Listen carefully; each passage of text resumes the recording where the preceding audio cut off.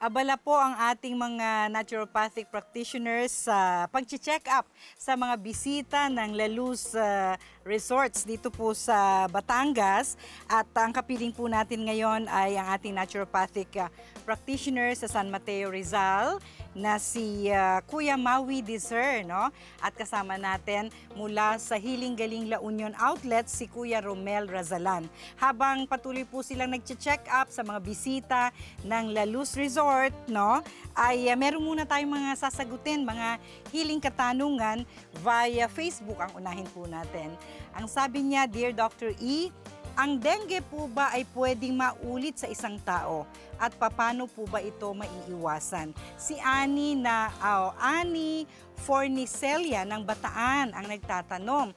Alam mo, Annie, maaring maulit ang dengue sa isang tao hanggang 4 na beses dahil may 4 na iba't ibang strains ng dengue virus, no? At ang pinakamabisang paraan ay ang agapan ito o iwasan. At may paalala sa atin ng Department of Health. Meron silang tinatawag na 4S laban sa dengue. Ang isa ay yung search and destroy mosquito breeding places. Yung search, yun ang unang S, no? Ang pangalawang S ay use self-protection measures. Kung kailangan maiwasan, iwasan po natin. Ang pangatlong S ay seek, no? Seek early consultation for fevers lasting more than 2 days. Kayo po ay dapat na mag-alala na pagka ganyan nakatagal.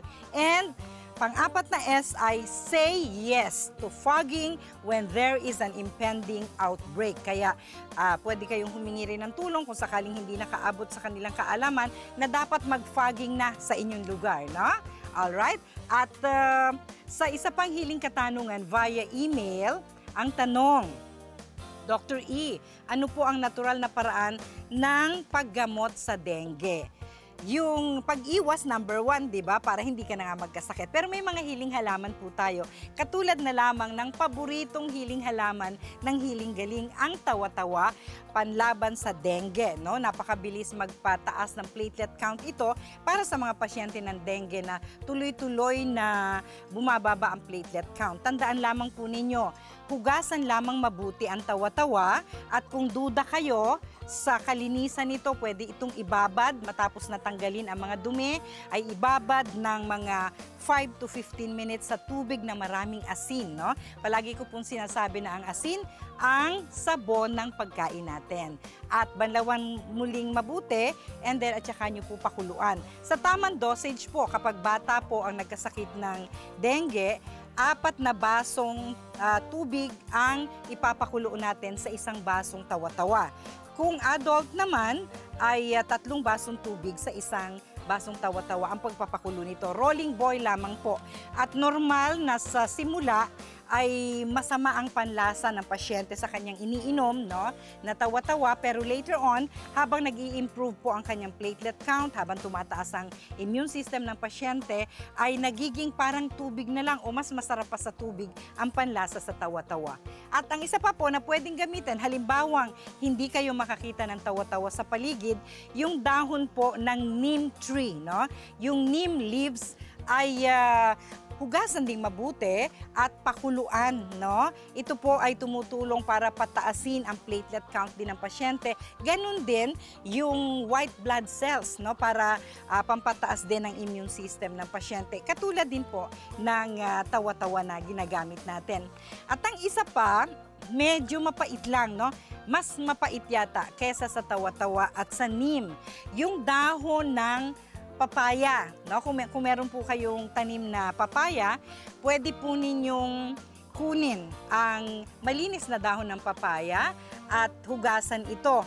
Dikdikin po yan para lumabas yung katas, no? At ito po ay maaring ipainom. Ang katas ng mga 2 kutsara ng kinatas o ginawang juice, no, galing po sa katas ng dahon ng papaya ay may same effect din sa katulad ng tawa-tawa at neem. Kaya lang po, no, ay mas mabilis ang sa tawa-tawa ang improvement. Pero tuloy-tuloy nyo lang, lalo na't hindi po kayo makakita ng tawa-tawa, pwede po ang papaya, no? Pwede po itong once a day hanggang 3 times a day, depende sa pagkumbinsi natin sa pasyente, na lagukin yung 1 hanggang 2 kutsara ng mapait na katas ng dahon ng papaya. May mataas po na levels ng vitamin C ito at tumutulong din sa pagsistimulate ng immune system ng pasyente. May antioxidant properties po ang papaya, no, na nakakabawas sa oxidative stress at nakakapagtanggal ng toxin sa dugo ng pasyente. So, ganun lamang po ang pagpiga. Kung meron kayong pangkatas na ginagamit ng mga nanay sa kusina, no, pwede po yun at ito ay sariwa na pinaiinom sa pasyente. Alright? So ano man po ang mga paraan na makikita natin sa tulong ng Luntiang Kalikasan, gamitin po natin ito lalo na kung malayo kayo sa ospital at nandyan na nga po ang dengue condition, no? Alright, sana po ay nasagot ko ang inyong mga katanungan at magpapatuloy po ang Healing Galing sa TV.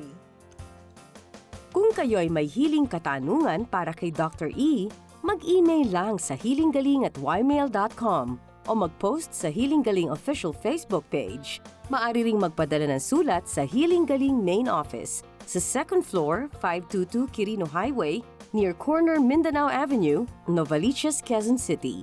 O kaya ay mag-text sa Healing Galing hotline number sa 0921-445-0355. Nais magpasalamat ng Healing Galing sa aming mga partners: June Encarnacion Salon, marketingcoach.net, La Luz Beach Resort.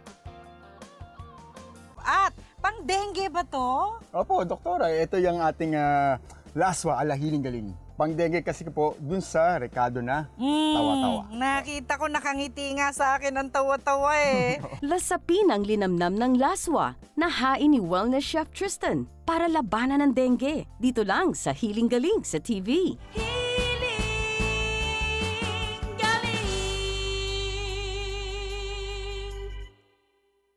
May hatid na kalusugan ang Luntiang Kalikasan.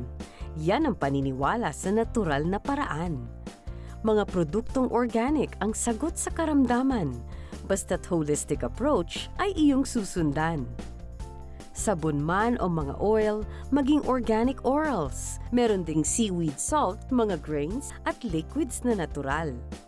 Yan ang Healing Galing products, iyong laging tandaan. Na sa natural na paraan ng paggagamutan, nasa iyo ang healing, nasa iyo ang galing.